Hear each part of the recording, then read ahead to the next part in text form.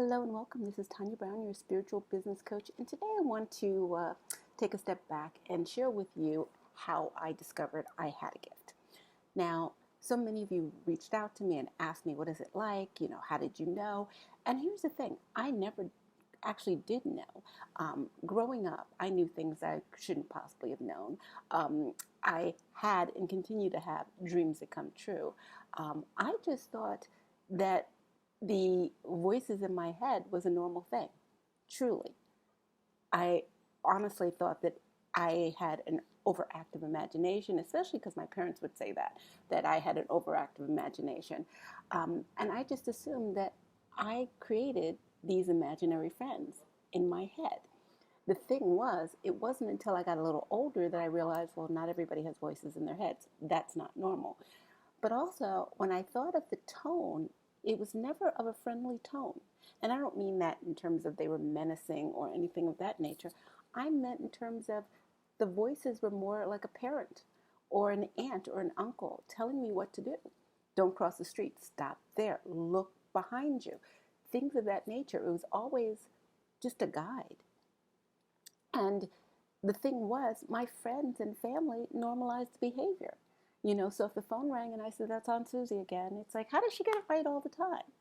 Or my friends thought nothing of the fact that I would, and still do, call them out of the blue and go, why am I getting wedding vibes with you? I'm just sitting here thinking of Steve. That's what you're picking up on. See, the thing was, I was kind of clustered and coddled in my community that I never thought that this was abnormal. I mean, I thought of myself as being weird and abnormal, as kids have a tendency to put that in context and put yourself in that box. I just thought that, of myself. But I never thought that I was abnormal. When I say I'm weird or, strange, I just thought that was my peculiar personality is a better way of phrasing. I just thought it was part of who I was. I mean, I even overheard my friends saying behind my back, oh, it's just Tanya being Tanya, just go with it. You know how she is. So even my friends normalized the behavior. One of my friends, a lot of friends, when I came out of the spiritual closet, they were like, oh my God, that's why you were so adamant about such and such, or that's why you wouldn't back down about certain things. I didn't see this as part of my personality. I just knew what I knew, and if I was very adamant about something, I could never explain the why or the how. A good time, a friend had said to me, remember we were on vacation, and we were having drinks, and you said such and such, and then you went to the bathroom, and you came back, and you were like, you continue the conversation, like you had more information. It was like you were very adamant about such and such. And honestly, I don't remember half these conversations. And that's a reason why I say to my friends, I'm like, I don't like lying because it takes too much energy to remember what I said.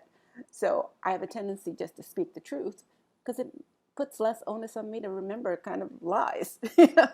I mean, for lack of a better way of saying it, lying takes a lot of effort and time and energy. And frankly, I don't have time for it so to remember these stories. So I just tell the truth. But just going back to how I discovered my gift, Brian Weiss is a major player in my journey of discovering my gift. Case in point, I went to a past life regression event that he was doing in the New York area. If you are ever interested in past lives, Google Brian Weiss, find his book, Many Lives, Many Masters, because that truly was a game changer for me. I've always been interested in spirituality. I ended up, when I started my entrepreneur journey, I ended up taking a class on tarot cards, which at the time I was interested in creating a business that was centered around gift baskets. I loved fragrances and candles and all that kind of indulgent self-care items, and I thought, well, how fun. I could take a class to discover how to make my own candles, how to make my own scents and fragrances and soaps, and I remembered trying to, at the start of this journey, trying to find courses in the New York area that would show me how to do this. At the time, I found nothing, literally nothing. And not to say that they're not there, I could not find them at the time. What I did find was a tarot card class. I know no correlation whatsoever, but the point I'm making is when people say, well, am I in the right place? You are literally where you're supposed to be. That class came into my purview when I was looking for something else, and I took it not thinking I'm going to be a tarot card reader or anything of that nature. I thought that's interesting. And you know what? Me and my friends were looking for something to do after work, that didn't involve exercise, working out, or going to the gym, and could be fun and entertaining. And I corralled a coworker and I'm like, let's do this. And we ended up doing this after work and making a game out of it, to the point that we would bring like a bottle of wine to the class. And, and the teacher was kind of thrown at first, but then, she started bringing like platters of snacks, and she kind of joined in the indulgent, and it was just fun, but I never thought anything of that. And I remembered, at the time, the teacher was like, you're really good at this. I didn't think that was a thing. I thought, well, you learn what the cards mean by the book, so it's not like you're really studying anything. I didn't think there was a gift to it.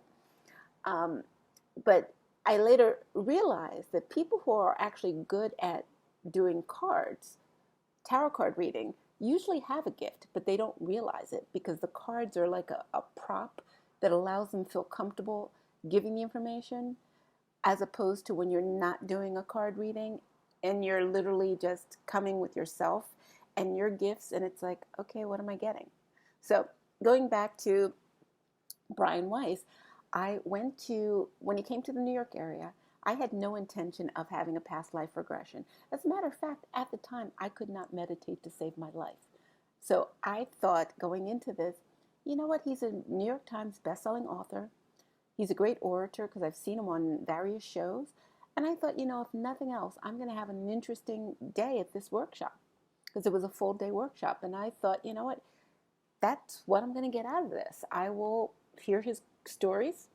I've read his books.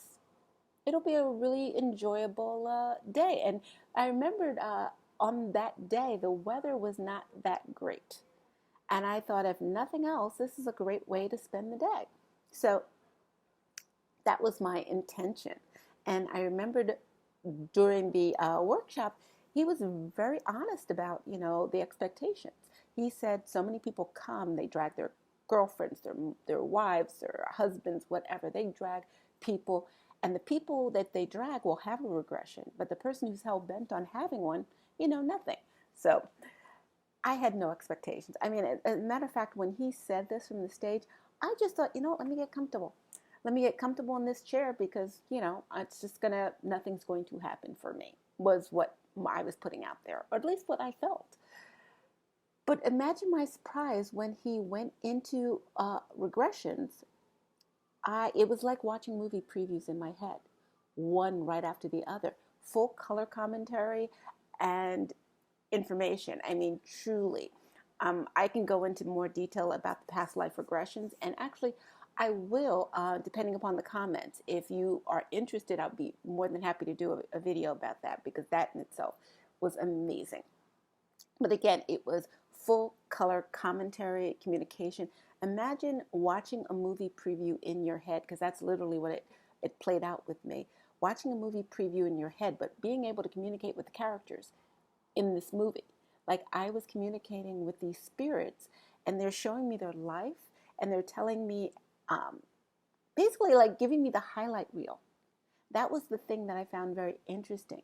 They showed me their lives, and they showed me a highlight reel. And when they showed me the end of their lives, it wasn't scary. It was more of a reflection on seeing, how their lives played out, and their achievements, their highlights, and their disappointments. Um, and also seeing in my mind how that correlated to my soul in this lifetime. And it amazed me the connectivity that I found, just reflecting on it. But that was what happened at the event. I had 3 regressions right after the other, and it was amazing and awesome and truly just something if you definitely would want to do. And so many people say, well, can you do a past life regression on me? Literally, if somebody explained to me what I would see, it's not the same as what I saw and my personal experience. So for those who are interested, I would say there's 2 people that I would recommend, Mira Kelly and Brian Weiss. With Brian Weiss, I did I did 3 past life regressions at that event. I don't remember how many I did at his next event. But with Mira Kelly, in addition to past life regressions, I did a forward life regression with her. And that was just fun. So, uh, and I'll just share with you the forward life regression because I thought it was incredibly funny. Because she said, pick whatever lifetime you want to go to. And she said you can even fast forward in this one and want to see what's going to happen down the road. And I was very adamant in my head, like, okay, I want to see what's going to happen down the road in this lifetime. And bear in mind, all my life I wanted to, or I thought I was going to move to California. I don't know why. I thought I was going to move to California, but it never came to pass. And as I was in this reflection, this forward life regression, I'm thinking I saw the beach. Like, again, with the past life regressions, in my head, it opens up like a movie theater, like the curtain opens up. And I'm seeing the beach, and I'm like, yeah, California.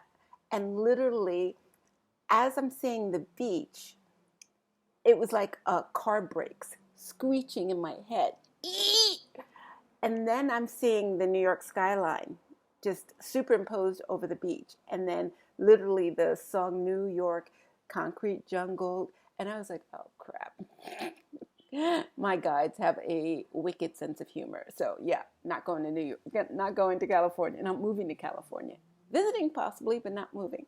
But back to Brian Weiss' situation. So we did the regressions, and he comes back from a break and said, now we're going to do an example of psychometry.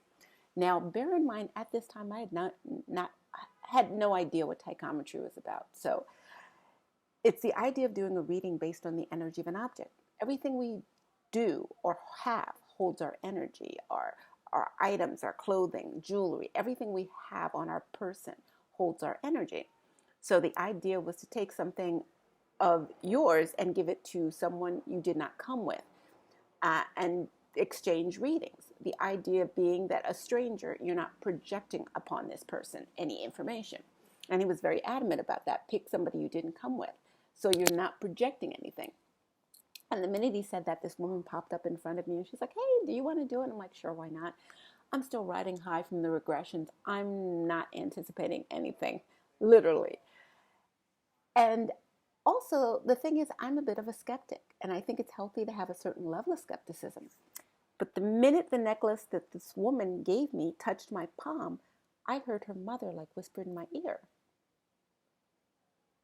And now bear in mind, the lights are down, the music's playing, and I'm thinking to myself, of course it's her mother. Like, she's a woman, it's a necklace, like I doubt it's her dad's necklace, like common sense. But as this is happening, the meditation music is playing, the lights are low, he's guiding you into this, and I'm seeing like the regressions in my head. The curtain opens up, and I'm seeing her on the beach as a child. Now, I just met this woman. Literally, like, I just met this woman.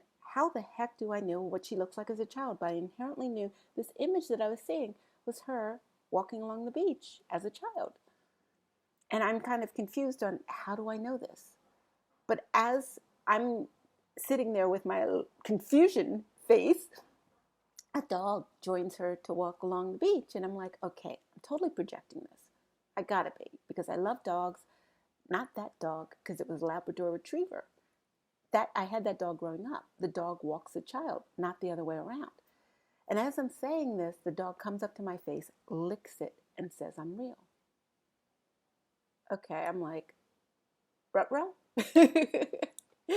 Seriously, I'm like, what just happened? I've always communicated with dogs, but I've never had one speak to me in anything that wasn't a bark. So I'm just kind of confused at this point. And then we're at this, I just kind of rode that confusion until the meditation ended. And he was like, okay, just hand the items back to the person that you got it from. And I just thought, I'm never going to see this woman again. Just be open, honest, and just share what I received. And I did. And, you know, with every word that I said, she started to crumble and cry. She said, that was my mother's necklace.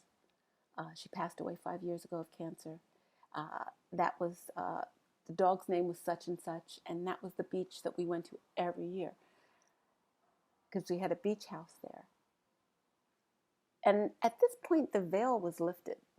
I didn't even realize I had a veil around me, but it was like the veil was lifted, and I'm like, I don't know what this is, but this is not random or coincidence. It's none of those things, but I'm not clear what this is, but it's not nothing. Now, at this point, this woman is glued to my side because she feels like I've got a direct line of communication to her mom, and what else could I tell her? Like, I couldn't shake her. We went to lunch afterwards. But on the ride home, I had a flood of memories of things that I totally forgot that just came flooding back to me. Basically buried. I don't know why I did. Honestly, to this day, I don't know why I buried them. I don't know if I couldn't cope or understand or deal, but it just kind of, it was like a release. And on the way home, as I'm grappling with all these memories of, you know, just the things that I received when I was a child and all these things that I just didn't understand and I didn't deal with just came flooding back. And by the time I got home, I decided what I was going to do. I belong to a ton of business networking groups, and I just shared this story. And I said, who wants a free reading? Because I need to figure this out. And for the next month, I just did readings all around the world. And I love the fact that I had no idea of who these people were, so I wasn't projecting anything on them. And again, I met them through networking. So however they introduced themselves is how I received them. Like one woman, I knew she was a widow, only because that's how she identified herself. Like, hi, I'm Nancy, I'm a widow. She wanted me to connect with her husband and find out what he thought of her life. And at the time, I was brash enough to go, sure. You know, now I know that's more mediumship. That's not my forte. But at the time, I connected with her husband, and he showed me them blueberry picking and holding hands. And that was the caveat. When I told her that, she was like, that was my husband. Such a romantic, and blueberries were my favorite. And that was something that he would just romanticize and make a date night out of. And as time went on, it became much stronger. Like in the beginning, I would sit in a lotus position because I felt that it was important to be low to the ground. And I would burn white candle for purity and pull out the tarot cards for support until one day I just heard, like, stop with the tarot cards. You don't need it. Like, stop. Like in my head, it was like, just stop with the tarot cards, you know. But and I realized I did that I needed some kind of practice, some kind of ritual to kind of ground me. It wasn't that I needed the cards for reading, you know, and that was one of the things that I realized as I look backwards. People would tell me that I was great at reading the tarot cards, but honestly, I wasn't even reading the tarot cards because some of the things that I said in retrospect were never on the cards. If you are familiar with reading cards, you know what cards represent and you know the meanings and the translations, but certain things are not in the cards. They're not that detailed and specific. And I say that in turn, I did my first event, paid event that I did. I was working with a PR company that was in California, the California connection. And they hired me for an event at a New York hotel. It was a press event, and they pulled in these beauty estheticians. I screwed that word up, but beauty technicians doing brows and facials and those kind of things, and manicure pedicures and waxing. And I was the entertainment, for the press as they were waiting their turn to be introduced to the person they were promoting. Like they would just waste their time getting, not waste their time, but waste their time with me getting a reading or getting a facial or whatever. So when I came to set up for it, which is just me sitting in a chair and waiting for the first client to sit down, this woman sits down with me and she's like, oh, why don't I be your first one before we get started? And I didn't know who she was, basically, other than, she was like, hi, I'm Susan. And I just started reading her. And I don't remember the details, but I remembered when she got up and she was like, oh my God, that made so much sense. You know, what you're saying about my kids and my husband and yeah. And turns out she was the person that the event was in honor of. She was the star that the PR company was promoting. But when I went into detail about her kids and her family and the guilt and the stuff she was experiencing, there's no tarot cards that I can remember that mean guilt or any of those things. But that's what the gist of it was, the explanation, what I was giving her. And she was like, oh my God, that resonates because of this, that, and the other. But that goes back to what I was saying. People who read tarot, who are good at reading tarot, it's because of their gift. But the tarot actually represents a prop that they could say that's where they got the information for. But in actuality, it's their knowing. I'll go into some of the ways of knowing. It's when I did a reading with this gal in Australia. This was one of my favorite readings that I did because I discovered I could feel what other clients are feeling. And with this reading, I had never said before that I want to feel what she's feeling. And I did. I don't know why that thought came into my mind, but it did. And the minute I said that in my head, I had trouble breathing, shortness of breath. My heart was racing, but I couldn't get enough oxygen in. And I was like, okay, I got it. You could stop. And my breathing went back to normal the minute I said that. And when I got on Skype with her and I said, look, I have no medical background whatsoever. Grey's Anatomy is the extent of my medical expertise. But that being said, the minute I connected with you, and I went into detail. She said, she goes, I'm so gobsmacked that you said that because I've been feeling that way for 6 weeks. I said, I'm not even a nurse. They're giving it to me because they want you to go to a doctor. And she did. And she messaged me a couple weeks later that it was a panic attack she was experiencing. And she did go to the doctor and he gave her medication. But I'm giving this to you for context of how I get the information. I can feel what a client is feeling. I can get to the heart of what they want to talk about. Like a good example was I had asked a client to give me the subjects he wanted to focus on before we got on the call. And I'm reading the list before I called, and I just heard in my head, as a matter of fact, it was like somebody on my shoulder going, he doesn't want to talk about any of those things. I'm like, okay, like what does he want to talk about? His love life. And I look at the list, and it's the last thing on the list, his love life. So I'm like, okay, what's going on with his love life? And I just heard, he just broke up with somebody, but it's not over. Now, that just sounds very cryptic to me. I'll be honest. So when we get on the phone and I said, you just broke up with somebody, but it's not over? He goes, yeah, we're still living together. Okay, now that makes sense. But I'm just sharing with you how I receive the information. It's like just a voice in my head giving me the information. Or sometimes it's a visual. Like I was talking to this woman literally yesterday, and she said, well, she was talking about her issues with her son. And, what do I see happening there? And I'm like, there's literally a wall up. And she was like, well, where's the wall? And I'm like, no, there's an issue with communication. You're not understanding. You're both not understanding what's being said. What you're saying is not being received in the way you want it to be received. And it's coming from both ends.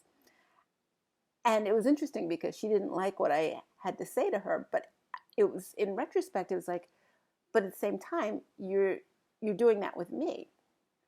I'm telling you what I'm getting, but you're not receiving it in the way that I'm sharing it. You're looking at an objective, looking at it from an objective, like, is it my fault? And I'm like, this is what I'm seeing. I'm not seeing the fault. I'm seeing the lack of communication in the way you're communicating with your son. You're saying one thing and he's hearing another thing, and vice versa. But the point is, this is how it works for me. I get a visual. And when I go back to when I was saying that I don't see a lot of people who receive the information like me, I meant that in the context of growing up, I was always watching psychics on TV. I was fascinated with that. But it was always, they would be walking down the street and they would randomly go up to somebody and say, oh my God, your mom's here. I don't work that way. I mean, once I was getting a massage, and because the masseuse was touching me, I got a hit.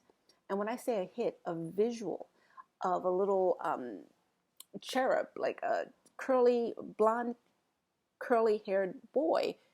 And I'm like, oh, do you have kids? And she was like, no. Okay. Didn't know where this kid came from. But the next visit I had, the kid was one of her clients. And that's what I mean when I say I get a hit. I got a visual of her client from her touching me. I never saw that on TV. And until I saw Tyler Henry, and if you watch his show, he works very similar to me. Before he meets a client, he just focuses on their name or their energy. And when I say focus, my guides know who I'm talking to. And there was one time I was doing a radio show, and it was like with Uncle Johnny and Sharice.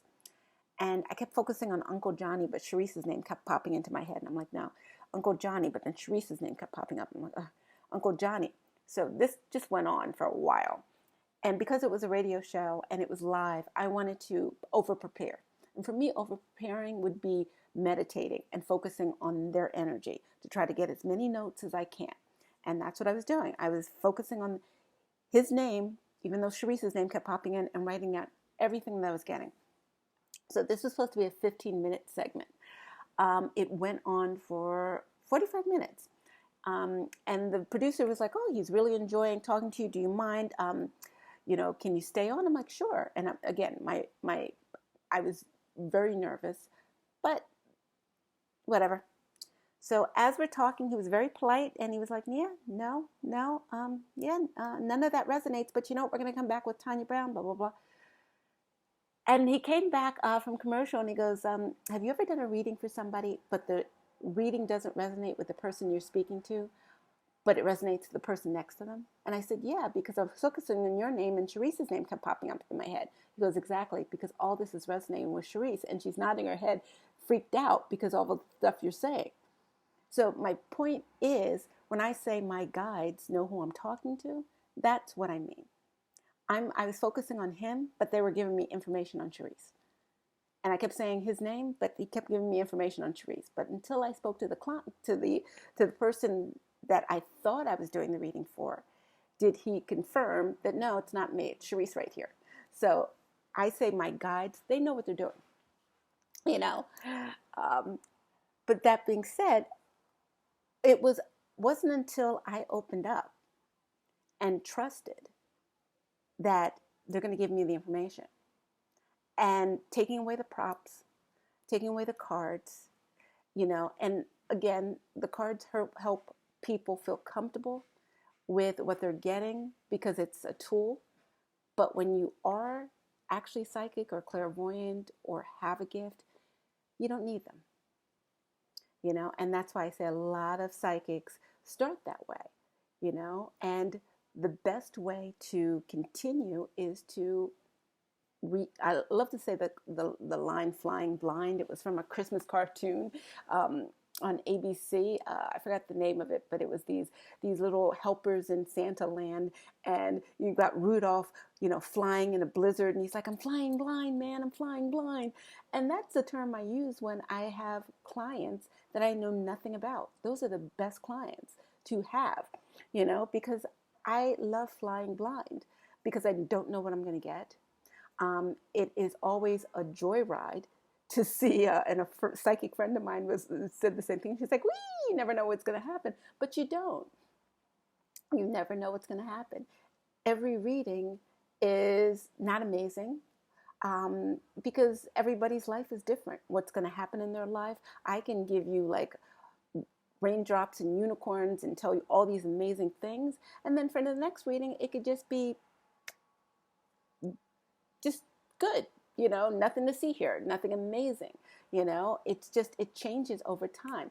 So, and that's the thing, it's like I discourage my clients to come back, like as often, because I'm like, let it play out.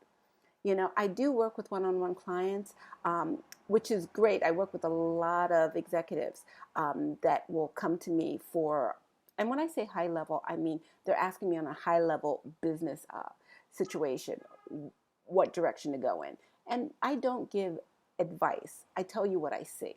It's not advice. It's telling you what I see and what my guides are sharing with me. So that's how I work with my one-on-one clients. And if that's something you're interested in, book a call with me, a 30-minute discovery call. Or no, it's not 30 minutes, I'm sorry, it's like 15 to 30-minute discovery call where we just kind of talk about how we work together. And I will be actually having some openings coming up. So that's something that if you're interested in, let me know, because I will be happy to put you on the list for when I open up more space for that. Because again, it's one-on-one, and it's a 90-day program. So it's a bit intensive in terms of the amount of working you get with me. And it's one-on-one, and it's weekly, one-on-one, 90 days, and it's a hour Zoom call. So, and also it gets recorded. That's the other thing I love about it, is the fact that you can record it, because there's so much you can hear when you listen to the calls coming back. And that being said, I just wanted to remind you to don't forget to like this video, subscribe, because I put out weekly content, and also don't forget to make a comment in the comment section, because I am looking for feedback. If you're interested in more information on how to discover your psychic gift, put some comments in the below comment section. Also, if you're curious about my past life experiences, I'll be happy to share my stories as well. So put that in the comment section below. But again, this is Tanya Brown, your spiritual business coach, and I look forward to seeing you on the next video. Take care.